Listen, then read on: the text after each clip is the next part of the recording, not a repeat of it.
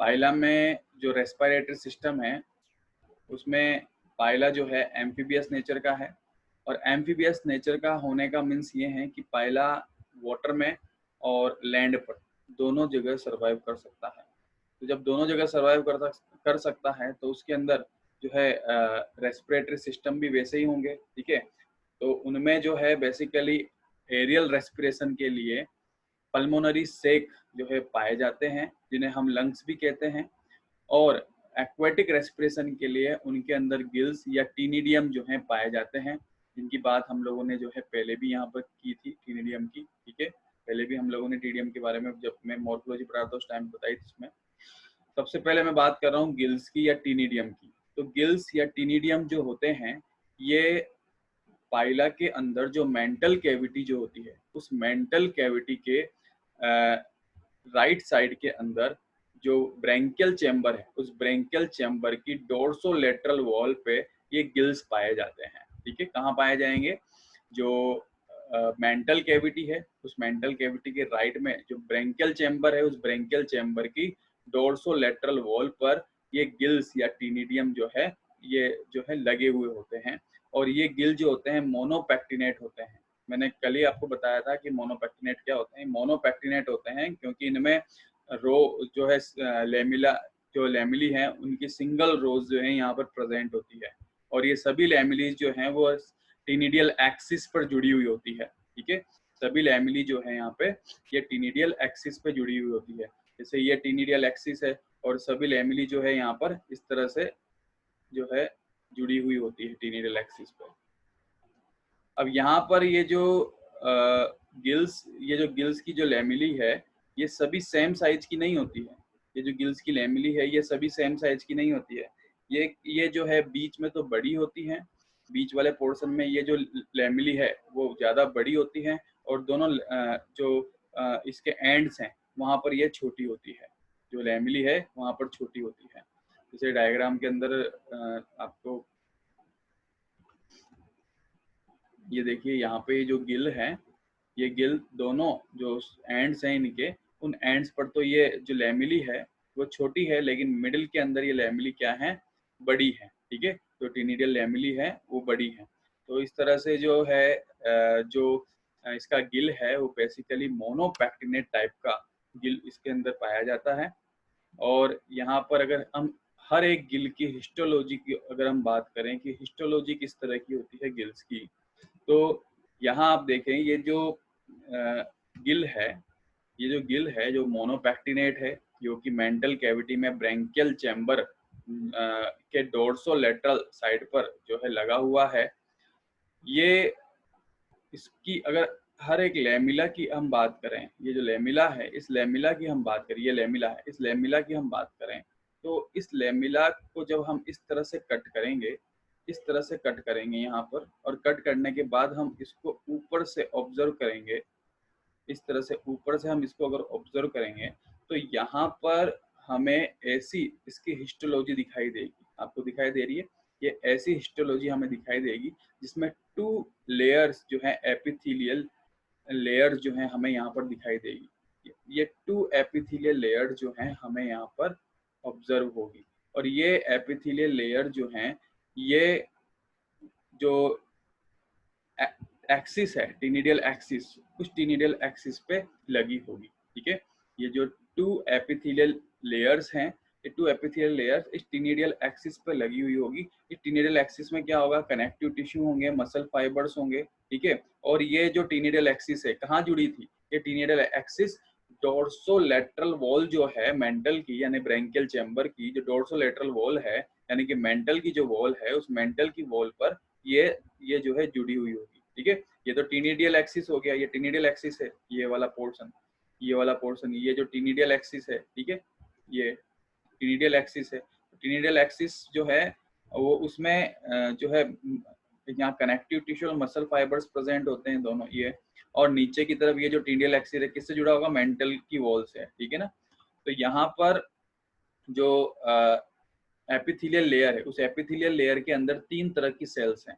एक तो होती है यहाँ पर सीलिएटेड सेल्स, ये सीलिएटेड सेल्स हैं, ठीक है। नॉन सीलिएटेड सेल्स यहाँ पर मिलेगी, और ग्लैंडुलर सेल्स यहाँ पर मिलेगी। तो 3 तरह की सेल्स हैं इसके अंदर, सिलिएटेड सेल्स हैं, नॉन सिलिएटेड सेल्स हैं और ग्लैंडुलर सेल्स हैं। ठीक है, यहाँ पर जो टीनिडियल एक्सिस है, इस टीनिडियल एक्सिस में 2 तरह के ब्लड वेसल्स अंदर एंटर होते हैं।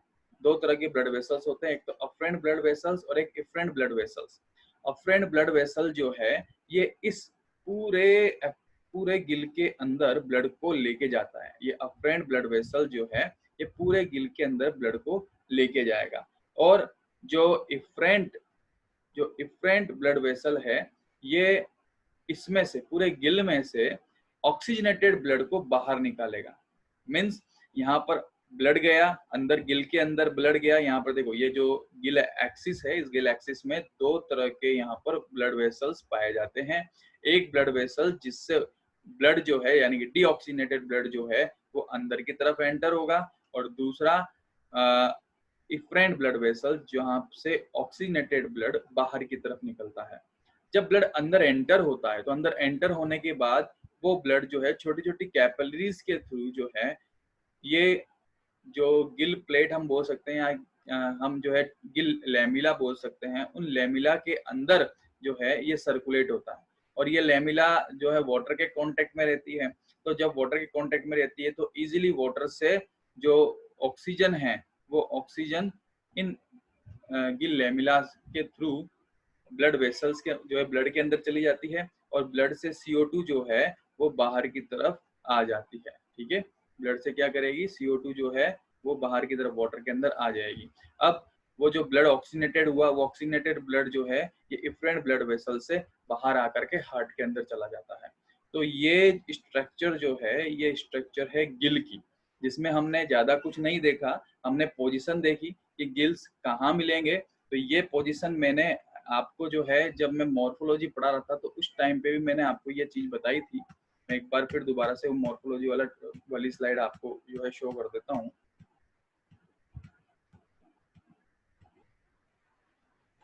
ये देखिए,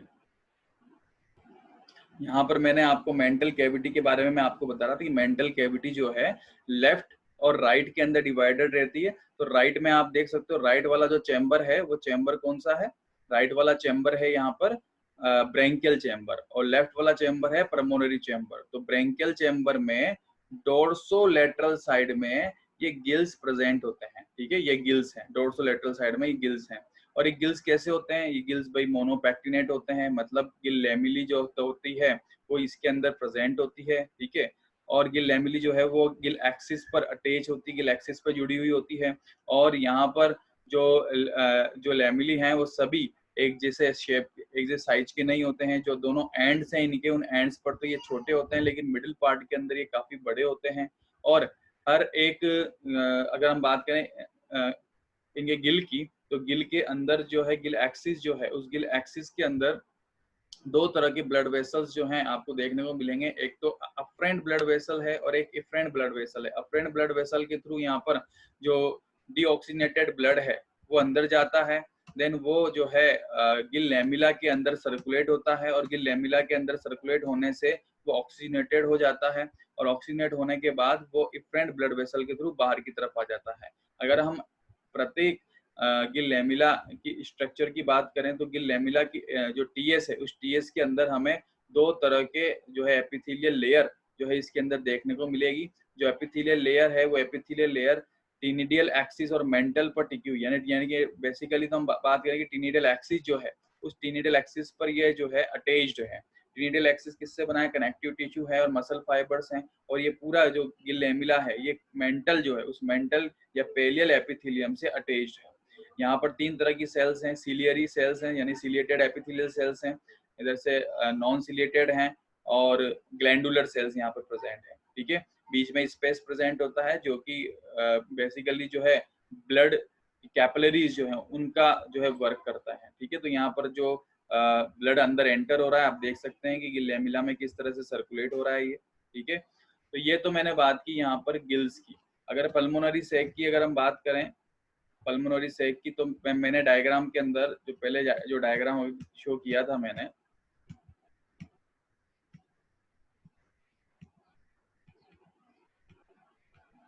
यहाँ देखिए पल्मोनरी सैक जो है ये मेंटल कैविटी में कहाँ पर प्रेजेंट होता है, लेफ्ट साइड में प्रेजेंट होता है, ठीक है, कहाँ पर, पल्मोनरी चैम्बर के अंदर। जो पल्मोनरी चैम्बर, इस पल्मोनरी चैम्बर का पार्ट होता है पल्मोनरी सेक, और ये पल्मोनरी चैम्बर पल्मोनरी सेक से पोर द्वारा यानी पल्मोनरी अपर्चर के थ्रू जो है कनेक्टेड रहता है, ठीक है।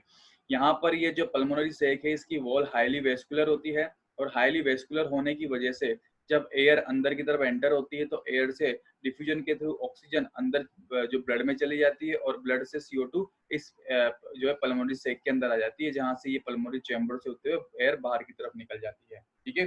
तो बेसिकली यहाँ पर जब एक्वेटिक रेस्पिरेशन हो रहा होता है, तो ध्यान से सुनना मेरी बात, जब एक्वेटिक रेस्पिरेशन हो रहा होता है तो वाटर जो है इस लेफ्ट न्यूट्रल लोब से, ये जो लेफ्ट न्यूट्रल लोब आपको दिखाई दे रहा है, मैं बात कर रहा हूँ एक्वेटिक रेस्पिरेशन की, यानी कि जिसमें गिल्स वर्क करेंगे। तो यहाँ पर ये जो लेफ्ट न्यूट्रल लोब है, ये लेफ्ट न्यूट्रल लोब बड़ा हो जाता है और एक साइफन फॉर्म कर लेता है, साइफन का जो है निर्माण कर लेता है। यहाँ से वाटर जो है अंदर की तरफ एंटर होगा, और ये वाटर जो है ये ऑस्पिडियम से होता हुआ, ऑस्पिडियम क्या करेगा, उस वाटर की केमिकल फिजिकल टेस्टिंग करेगा। तो यहाँ से होता हुआ ये जो एपिटीनिया है, इस एपिटीनिया से होता हुआ, और ये गिल्स के ऊपर से पानी जो है नीचे की तरफ यानी कि राइट न्यूट्रल लोब की तरफ आता है। तो जब इस तरह का सर्कुलेशन होता है इसके अंदर, जब ये जो एनिमल है पायला, ये जो वाटर के अंदर होता है, तो इस तरह से वाटर अंदर एंटर होता है, और अंदर एंटर होकर के ये जो है ये वाटर लेफ्ट न्यूट्रल लोब से अंदर एंटर होता है, और एंटर होकर के राइट न्यूट्रल लोब से वाटर बाहर की तरफ निकल जाता है, ठीक है। और इस सर्कुलेशन के टाइम पर वाटर इन गिल्स के ऊपर से होकर के आता है, तो गिल्स क्या कर लेंगे, रेस्पिरेशन में जो है यहाँ पे रेस्पिरेशन कर लेंगे, यानी गिल्स के अंदर जो है ब्लड वो ऑक्सीजनेटेड हो जाता है, और डीऑक्सीजनेटेड जो CO2 है वो वाटर के अंदर आ जाती है, और वाटर जो है यहाँ से एलिमिनेट हो जाता है बाहर की तरफ। अब यही चीज अगर हम देखें कि यहाँ पर अगर ये पायला बाहर लैंड पर होगा तो क्या होगा, बाहर लैंड पर होगा तो न्यूट्रल लोब जो है, ये न्यूट्रल लोब इस तरह से साइफन फॉर्म करके और जो है यहाँ से एयर अंदर लेता है। इस टाइम पे क्या होता है, जब एरियल रेस्पिरेशन होता है तो ये जो एपिटीनिया है, ये एपिटीनिया जो है ये ब्रेंकियल चैम्बर और पल्मोनरी चैम्बर को सेपरेट करके रखता है, यानी कि ब्रेंकियल चैम्बर पल्मोनरी चैम्बर का आपस में कनेक्शन हटा देता है, ठीक है, जिससे ये दोनों चैम्बर सेपरेट हो जाते हैं। तो जब एरियल रेस्पिरेशन की प्रोसेस होती है तो एयर यहाँ से अंदर जाती है, और अंदर जाकर के पल्मोनरी सेक के अंदर चली जाती है, पल्मोनरी सेक से वापस जो एयर है वो बाहर की तरफ निकल जाती है, यानी कि CO2 युक्त एयर बाहर निकल जाती है, और ऑक्सीजनेटेड एयर जो है अंदर की तरफ जब जाती है तो ऑक्सीजन यहाँ पे, ऑक्सीजन और CO2 का एक्सचेंज यहाँ पर हो जाता है। यहाँ एयर अंदर जा रही है और बाहर निकल रही है, ऐसा क्यों हो रहा है? जब हम हमारी बात करते हैं तो हम हमारे लंग्स जो हैं वो फैलते हैं जब जाकर के एयर जो है अंदर की तरफ जाती है, और जब लंग्स सिकुड़ते हैं तो अंदर का प्रेशर बाहर के प्रेशर से ज्यादा हो जाता है, जिसकी वजह से एयर अंदर से लंग से बाहर की तरफ निकलती है। और ये जो लंग्स के सिकुड़ने और फैलने का जो वर्क हो रहा है, यानी कि सिकुड़, ये मसल्स के थ्रू हो रहा है। तो यहाँ पर भी जो है मसल्स प्रेजेंट होगी। तो मसल्स जो है यानी कि पल्मोनरी सेक में जो मसल्स हैं, उन मसल्स में पहले कॉन्ट्रेक्शन होता है, तो कॉन्ट्रेक्शन होने से पल्मोनरी सेक का जो स्पेस है वो बढ़ जाता है। जब स्पेस अंदर का यहाँ का बढ़ जाएगा, जब स्पेस बढ़ जाएगा तो अंदर का जो एयर प्रेशर है बाहर के एयर प्रेशर से कम हो जाएगा, तो एयर जो है इजीली अंदर की तरफ आ जाएगी। और जब इसमें रिलैक्सेशन होगा, इसकी मसल्स में, पल्मोनरी सेक की मसल्स में रिलैक्सेशन होगा, तो यहाँ का जो अंदर का स्पेस है वो कम होगा। जब कम होगा तो यहाँ जो एयर है उस पर प्रेशर पड़ेगा, वो प्रेशर से एयर जो है वो बाहर की तरफ आ जाएगी। तो इस तरह से इसके अंदर जो है एरियल रेस्पिरेशन की प्रोसेस होती है यहाँ पे, ठीक है। तो ये कंप्लीट रेस्पिरेशन है, और इस रेस्पिरेशन के अंदर